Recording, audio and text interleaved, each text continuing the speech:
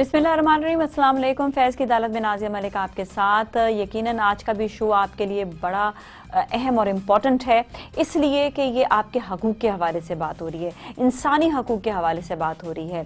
और आप जो ये शो देखते हैं तो यकीनन आप हमारे इन सब बातों को अपनी ज़िंदगी पर अप्लाई भी करते हैं और एक मजबूत पाकिस्तानी, मजबूत शहरी बनते हैं। आज का जो हमारा टॉपिक है वो है universal declaration of human rights, इंसानी हकूक़ का आलमी मंशूर। इसके बारे से हम बात करेंगे। हमारे साथ जो मेहमान मौजूद है, सबसे पहले तो मैं उनका तारुफ करवा दूं। हमारे साथ है राना आसिफ हबीब, एडवोकेट, जो इस टॉपिक के हवाले से बात करेंगे। अस्सलाम वालेकुम जी। जी वालेकुम अस्सलाम। और ये वो अहम तरीन जो टॉपिक है कि दुनिया का कोई आइन इसके बगैर मुकम्मल नहीं होता जी। तो दुनिया के दसातीर जो हैं उनके लिए अगर हम देखें तो बुनियाद जो है वो UDHR है, यानी आलमी इंसानी हकूक़ का मंशूर जो है। अच्छा, सबसे पहले तो ये लोग जानना चाहेंगे कि इंसानी हकूक़ होते क्या हैं? देखें, जब कोई इंसान है उसको ज़िंदा रहने का जो हक़ है ये उसका बेसिक बुनियादी हक़ है, और उसके साथ उसकी शनाख्त का हक़ है कि उसको किसी न किसी नाम से शनाख्त किया जाए। और तीसरा ये कि उसके साथ किसी भी किस्म का इम्तियाजी सलूक उसकी जेंडर के हवाले से, उसकी ज़ाहरी हैसियत के हवाले से, उसकी ज़ुबान के हवाले से, उसकी सकाफ़त के हवाले से या उसकी तालीमी हैसियत के हवाले से नहीं किया जा सकता। और जहाँ इम्तियाजी सलूक होगा समझे वहाँ इंसानी हकूक़ की जो है वायलेशन हो रही है। इसी तरह लोगों को अपनी अंजुमन साजी का हक़ है कि लोग मिलकर अपनी तंजीमें बना सकते हैं, लोग अपनी NGOs बना सकते हैं, लोग सियासी जमातें बना सकते हैं।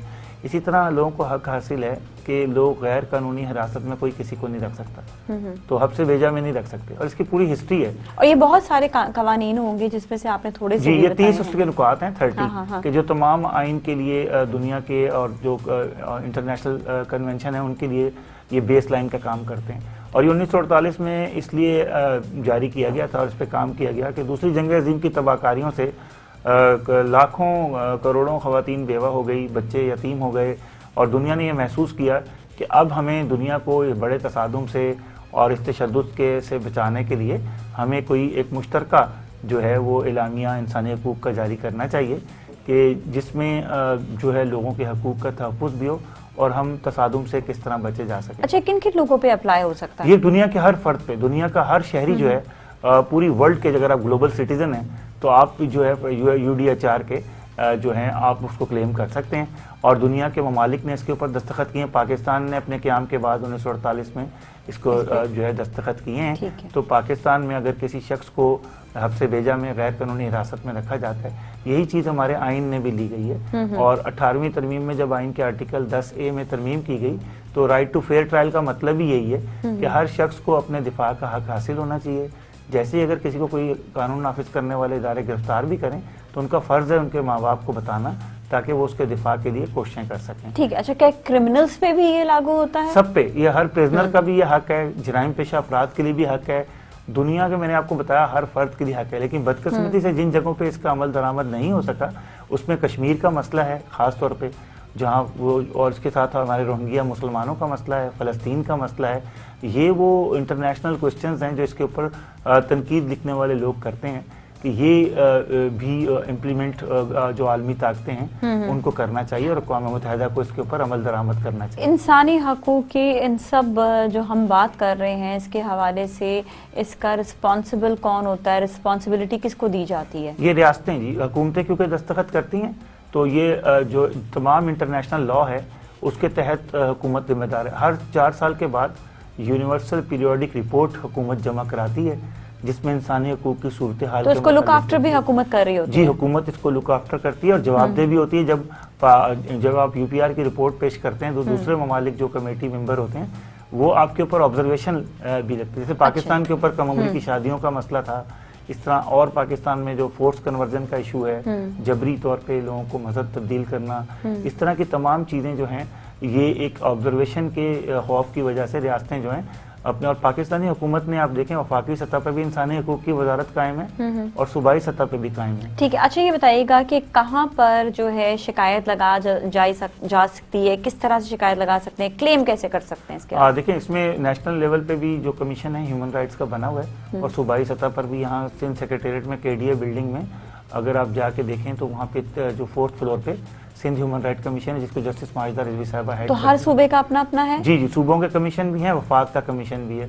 तो वहाँ पे जाके आप अगर आप समझते हैं आपके इंसानी हकूक़ की कोई वायलेशन हुई है تو آپ انسانی حقوق کے جو صوبائی وزیر ہیں ہمارے جو ویر جی کوہلی صاحب ہیں وہاں بھی کمپلین کر سکتے ہیں اور کمیشن میں بھی آپ جا سکتے ہیں. اگر کوئی بھی سرکاری ادارہ یا کوئی غیر سرکاری آپ کے انسانی حقوق کی جو ہے وائلیشن کرتا ہے, مثال کے طور پہ اگر آپ کوئی ایسا ٹرانسجینڈر کمیونٹی کی خاتون ہے وہ جاتی ہے جاب کے لیے, اس کے ساتھ امتیازی سلوک بینک والے اکاؤنٹ نہیں کھولتے, تو وہ UDHR کا حوالہ لکھ کے بینک پابند ہے, اسٹیٹ بینک کی گائیڈ لائن ہے کہ وہ ان کے ساتھ جو ہے وہ ان کے اکاؤنٹ کھولے گا.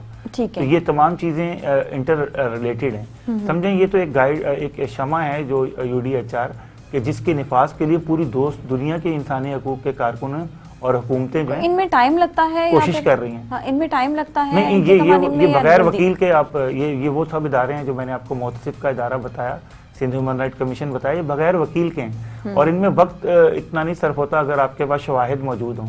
اگر شواہد نہیں ہیں یا جس نے آپ کے انسانی حقوق کی وائلیشن کی ہے تو اس کے آپ کو پاس ایڈریس نہیں ہے جہاں پہ نوٹس اس کو ہوگا, تو وہ چیزیں تو آپ کو اکٹھی کرنی ہے. پہلے آپ کو شواہد جو ہے وہ اکٹھے کرنے انصاف لینے کے لیے ضروری ہے کہ جس نے انصاف چاہیے وہ ایک ایکٹیو ہو, یہ نہیں کہ مدعی سست اور گواہ چست. یعنی بعض دفعہ ہم میڈیا اور انسانی حقوق کے ورکر بہت زیادہ ایکٹیو ہوتے ہیں لیکن جس کا پرابلم ہوتا ہے اس کو بھی ایکٹیو ہونا پڑے گا.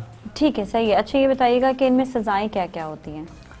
دیکھیں سزا تو قانون کے مطابق ہوتی ہے, جو ملک کا قانون ہوتا ہے اس کا, یہ تو ایک عالمی قانون ہے. سزا تو اس ملک کے مطابق اس کے اوپر ہوتی ہے کہ آپ کے ملک کا کیا قانون ہے. لیکن اگر کوئی ریاست آپ نے دیکھا ہے کہ جینوسائڈ کرتی ہے یعنی نسل کشی کرتی ہے, تو بوسنیا وغیرہ کے اگر آپ کیس دیکھیں تو وہاں پہ پھر UN کی پیس کیپنگ فورسز بھی آئی اور آپ دیکھیں کہ UN کی اس میں جو وہاں پہ پھر انہوں نے امن و امان بھی قائم کیا اور لوگوں کی, خواتین کی جو ان کے ساتھ ریپس ہو رہے تھے ایک کلیکٹیو سطح پہ ان کو بھی روکا انہوں نے.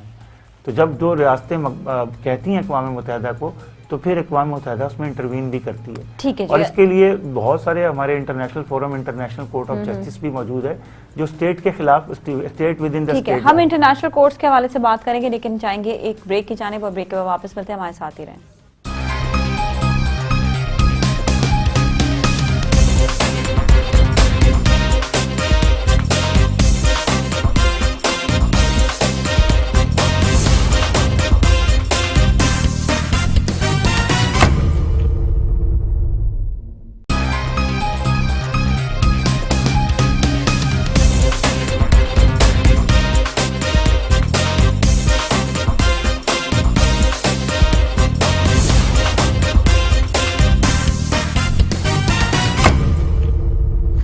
ہم ایک بار پھر آپ کے ساتھ موجود ہیں فیض کی عدالت میں, اور آج ہم بات کر رہے ہیں انسانی حقوق کا عالمی منشور, اور اس میں اب کون کون سی چیزیں پاکستان کے لیے شامل ہیں, پاکستان میں شامل ہیں, اس کے حوالے سے بھی ہم بات کریں گے. ہمارے ساتھ ایڈوکیٹ رانا آصف حبیب صاحب موجود ہیں. جی دیکھیں, یہ جو پاکستان کے جتنے بھی آئین شامل رہے ہیں اس میں اس کے عکس ہمیں نظر آتا ہے, اور موجودہ آئین جو 1973 کا آئین ہے اس میں اگر ہم آرٹیکل 10 دیکھیں, رائٹ ٹو فیئر ٹرائل, اس کے اندر ہمیں موجود ہے. اس کی طرح اگر ہم اس کا UDHR کا جو آرٹیکل 2 ہے ڈسکریمنیشن سے ریلیٹڈ, اس کو دیکھیں تو یہ ہمارے آئین کا آرٹیکل 25 کہتا ہے کہ تمام شہری قانون کی نظر میں برابر ہیں, صحیح ہے, ان میں کوئی نہیں.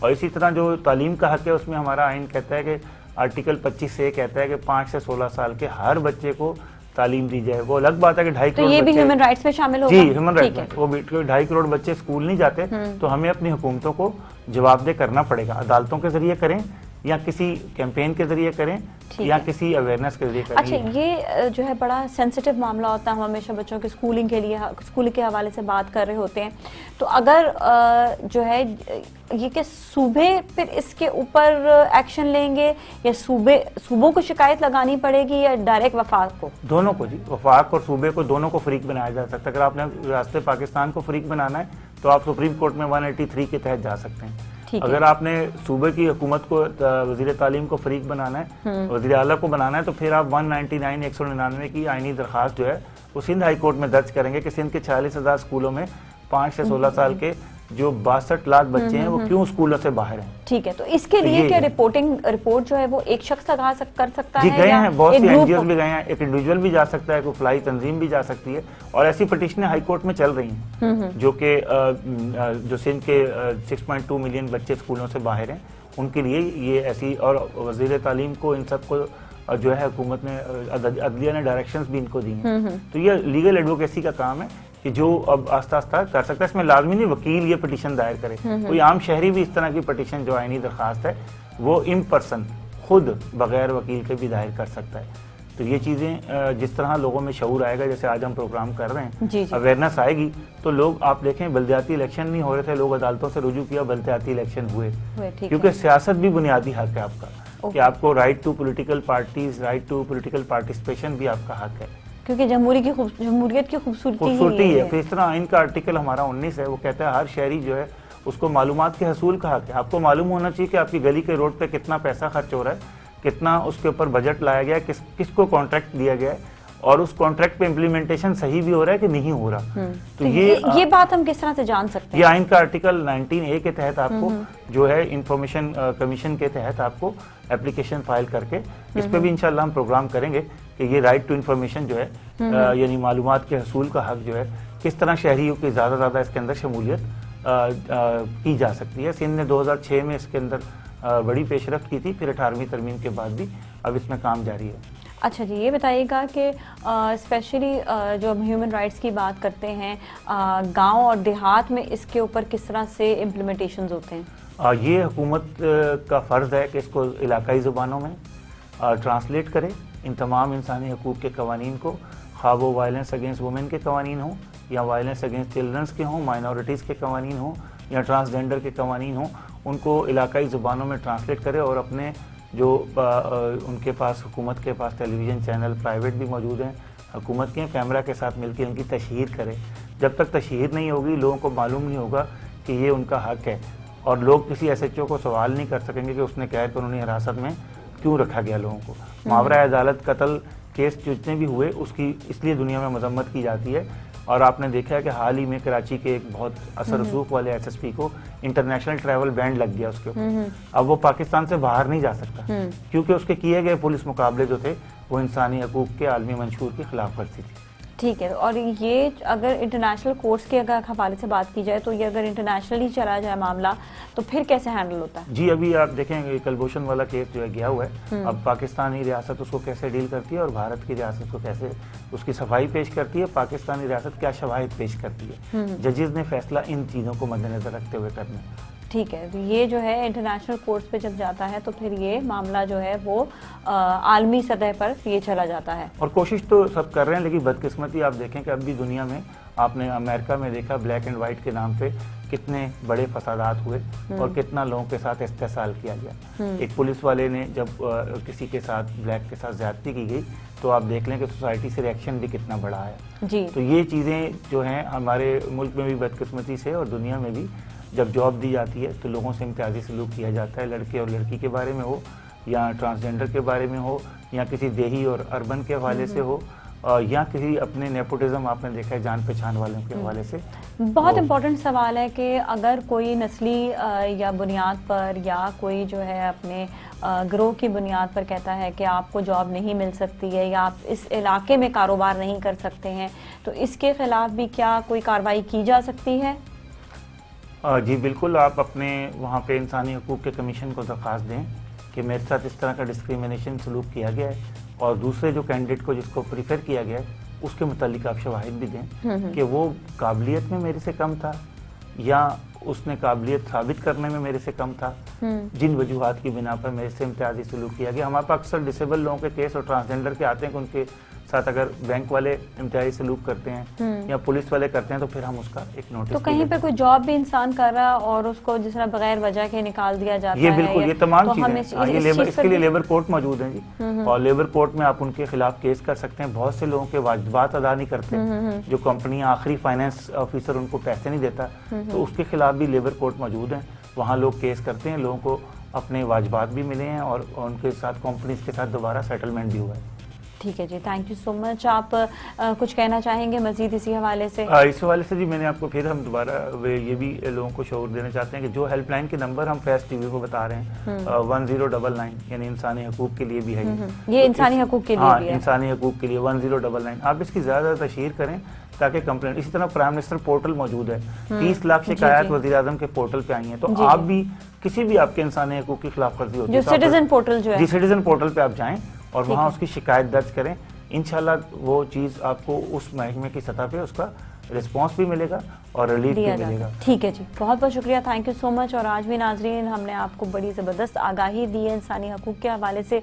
ज़रूर आपने जो है शो को अगर नहीं आप समझ पाते, बार बार उसको देखें, बार बार देखेंगे तो बिल्कुल इसके UDHR की वो भी देखें, वो भी देखें, आपको समझ आएगा कि हम क्या बात कर रहे हैं।